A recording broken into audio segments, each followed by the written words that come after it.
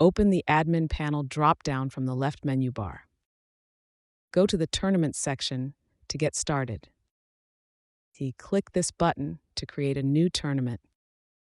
Enter the details in the fields provided. Once you've filled in the details and specified which teams or users will be taking the tournament, click Submit. Next, we'll need to add challenges to the tournament. Click this button to start. Select the learning path you want from the drop-down. Find the challenge you're looking for in the drop-down. You can even check the solution for the challenge by clicking here.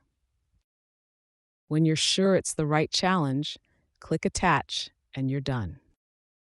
You can also attach custom challenges that you've previously generated. Click here to do so. In the drop-down, select your programming language of choice and framework. If you've previously generated custom challenges in this particular language or framework, they'll appear here. Click the drop-down button to check the code of the challenge.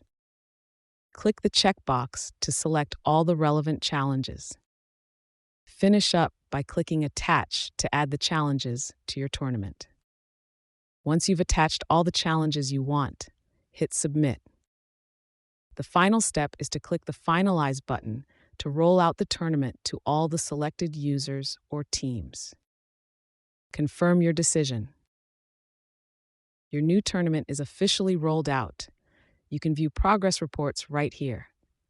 Click on the tournament name.